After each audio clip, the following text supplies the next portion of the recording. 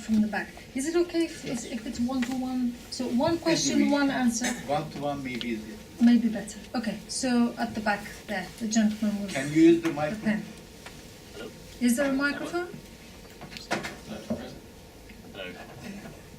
Is that working? Hello. My name's Sam Gill. I'm the CEO of a NGO that ranks companies by their carbon emissions.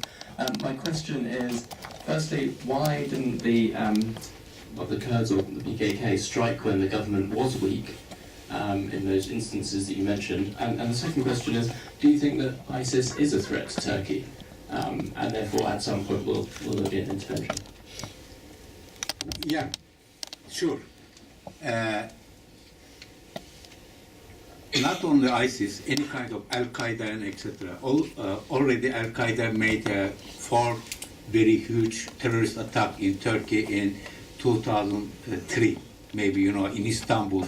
They attacked first 2 synagogues and then the headquarters of SHBC Bank and the General Consulate of United Kingdom.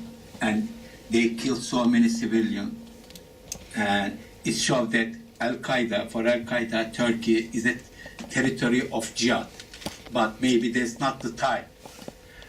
And for ISIS also, if you are dreaming a caliphate in your mind, and they declared their caliphate, you know, and as we know that the last capital of caliphate was Istanbul. If you are dreaming the caliphate, you are dreaming also Istanbul and Turkey, Anatolia. So ISIS is a very important threat to Turkey, and ISIS has a really very important popular basis in Turkey. But now, maybe the time in the time schedule of ISIS, Turkey maybe is not in the queue, for instance. But if ISIS will go on with his victory after Mosul and Syria and so on, there will be time for Turkey. But I personally don't think that ISIS cannot win to Turkey. But now, after some hesitation, Turkish government joined the coalition against ISIS. And now they also offered the interlinked basis for American intervention against ISIS. So Turkey is really in the coalition against ISIS. So it means that if the existence of Turkey in the coalition would create some real damage to ISIS, I'm sure that there will have some terrorist attack in Turkey. And they already pronounced this. And they can do this. They can do this. They can do any kind of terrorist attack. And they have, as you know, they have so many candidates for martyrdom attack, including some citizens of Turkey. So, but I think that Turkish government now, for Turkish government, till maybe 10 days ago, all of this street demonstration, they were making a calculation like this. These people, this ISIS, cannot stay so long. They can take Kobani, they can take other canton of Kurd, but they cannot stay so long, and we can't deal with these people easily, or international community. But for them, the main issue for Turkish government, main issue used to be to create some obstacle to PKK in Syria. And ISIS was a secondary threat. But now they realized that and several times the President of the Republic, I think that you know, you have heard it also, he said that ISIS and PKK are equal for them. It is incredible, but he repeated several times this. He said that for us, ISIS is similar with PKK. PKK is similar with ISIS. But now they are not they stopped it. And I am waiting some terrorist activity of ISIS in Turkey, and I think that also Turkish state also is expecting this, and I hope that they are taking some caution. But as you know, this kind of organization, terrorist organization, may create so many trouble to any country, as you have lived in London also. Okay, yes. Okay, I'm Sinem Arslan. I'm a PhD student at the University of Essex, and I work about peace processes.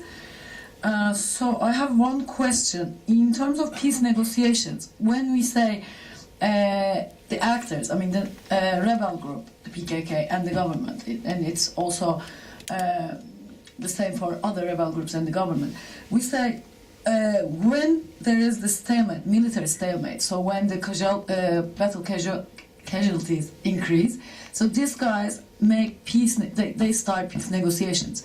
However, in this case, we don't have this, military stalemate, because since 1999 to today, I mean, battle casualties are not so high. So one couple of thinkers like Fuat Keyman, also Cengiz Çandar, I think you also, I'm not sure, but I think you also have a piece on Inside Turkey about that.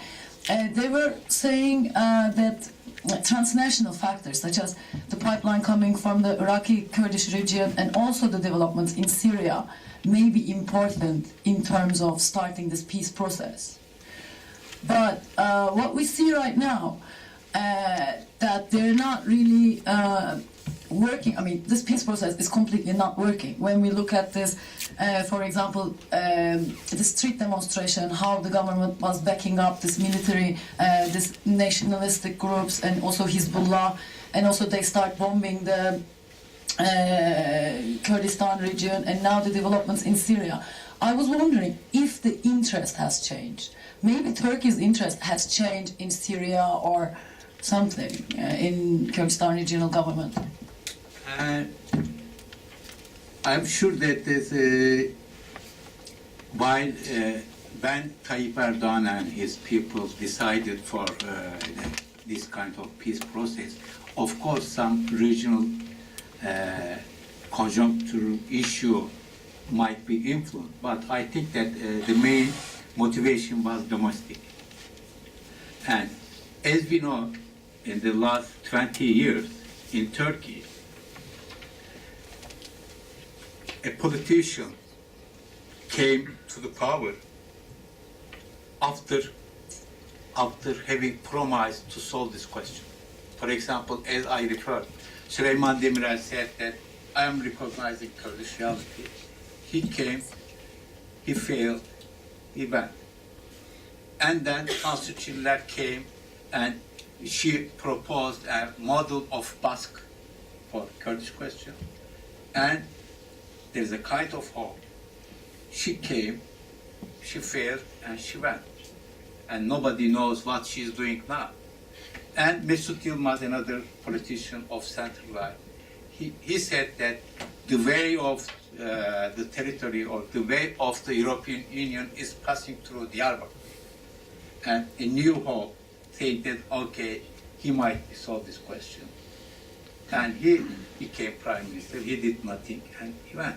And this all the time the same thing, all the time the same thing. And when you look at the first attack of PKK in 1984, 30 years ago, during this time, we had so many President of Republic, Prime Minister, Interior Minister, the generals, the Chief of Armies, etc., etc. And so many political parties in 30 years, they have been founded and disappeared. But PKK survived. And these people, also PKK has been divided several times, etc. But this group survived and very strong, and it's like they are looking at a movie you know, these PKK people, and all of these actors are changing, disappearing, and the spectators, PKK, are always the same. So, Tayyip Erdogan and others, if they want to be, they defeated the army, they defeated the old power broker, but they are still a very important actor which can destabilize this country, this Kurdish political movement. So, if they don't want to share the same destiny of this politician, they should do something. And that was a very good idea to negotiate with Abdullah Öcalan. And this is, the idea didn't come from politicians, came from intelligence service. Because some people were really very intelligent there, and they proposed it. But it took some time. It took some time, and it takes also some time. Still, this politician, especially Tayyip Erdogan, could not accept the reality of the obligation of the negotiation with these people, because they have also some baggage of the old time. So this is the reality. So, these other theories are, of course, for example, Iraqi Kurdistan. There is an entity in Iraqi Kurdistan, and United States sponsored this Iraqi Kurdistan. But for Iraqi Kurdistan, the main threat is coming from Ankara. So, rendering Ankara more moderate vis-a-vis Iraqi Kurdistan was an American policy. It's sure, and it might be influenced also to this peace process. But I think that the peace process is, first of all, because of the domestic necessities of AK Party government. Look, they are governing this country more than 12 years, and they defeated so many people, and there is not a real opposition in Turkey. There is not a real challenge to Tayyip Erdogan and etc., except PKK. So this is the reality, and they cannot do, for example, they tried this. They eliminated all other enemies, all other adversaries, and still PKK is that. So this is the political necessity of AK Party's government. Okay, I'm going to take a question from this side. Manage budget. Thank you. I'm Ömer Çavuşoğlu, a former London School of Economics staff and a freelance urban planning consultant. Mr. Çakır, thanks for your presentation. As an established and experienced personality in Turkish media, I was going to ask you how you've evaluate the media representation of the recent resistance in Kobani. There seems almost to be 2 or 3 types of statements. There's official, the pro and the anti-resistance representation of the Kurdish of the Kobani struggle. Now, would you agree that this is sort of fueling the split in public opinion? And maybe related to that, I was going to ask, because of your answer to the previous question, there seems to be a narrative on personalities in Turkey, or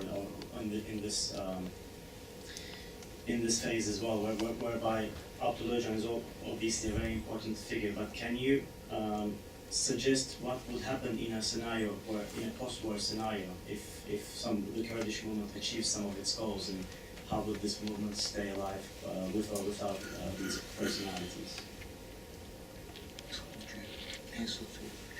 And look, so many people thought that Kobani would be, what's called,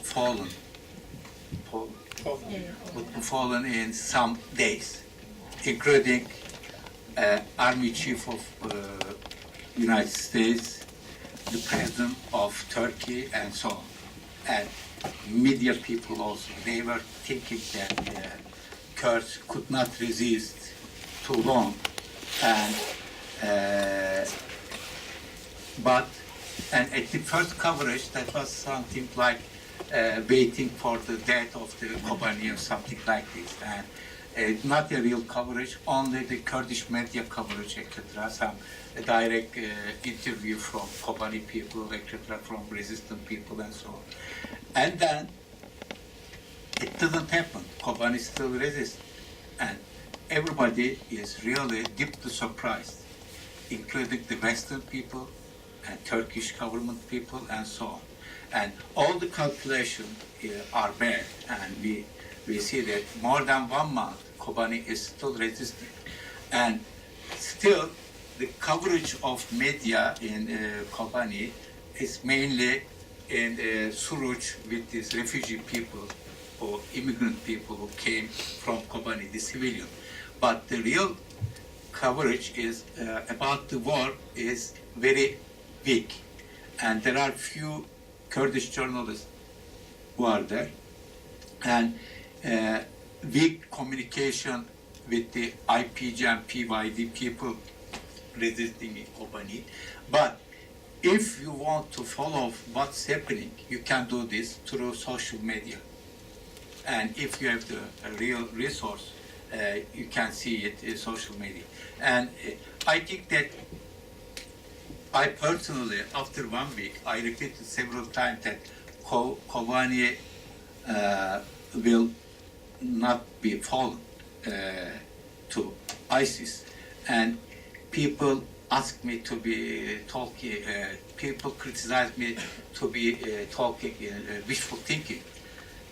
I'm sure I admit that I am wishing that Kobani will survive, but as a journalist, according to some fact, it was really very obvious that Kobani would not fall. Mm-hmm.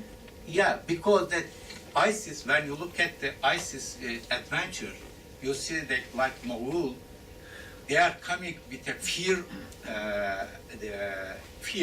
and people are really very afraid of this coming ISIS people, and they cannot, at the beginning, psychologically, they lost the war in Mosul or in so many places like Singar at the first attack, the town of Singar, etc. But here is not a psychological defeat of Kurdish people. So, I think that now in the Middle East there are two main movements, ISIS and PKK. When I compare these two movements, so many Kurdish friends are not happy. They said that you cannot compare us with ISIS, but in the reality, as a journalist, as a political scientist, for example, you can do this. You can see in both sides, you can see human factor are really very kept in ISIS, but in PKK. If PKK people were not, or IPG or PID people, were not as devoted as ISIS people, the Kobani would be fallen.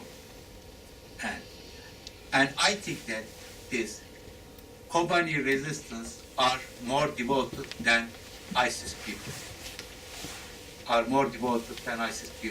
And as we knew, there are so many martyrdom attacks from both sides. But in IPG, there are women. So this is a really very, very important differences. And unfortunately, the media of Turkey are not representing all details of this Kobani people, Kobani resistance. But now it is becoming after the reality of the resistance now. And as people understood that Kobani would survive, maybe the coverage would be more reliable. And the second, how would the Kurdish movement survive in post-war period? You mean that post-war, after the war of ISIS, you mean? No, I meant if if in a scenario where the Kurdish movement achieves some of its goals, and if, let's say, that there are narratives whereby I think kind of following up from your response to the previous question, that certain personalities are very important for the movement. So in this future scenario, would that still be the case, or can you see a different kind of organizational setting for the movement? Do you mean a post-Öcalan phase? It doesn't necessarily have to be post-Öcalan, but Post-peace post-peace process post or negotiation. post-achievement, Okay. yeah.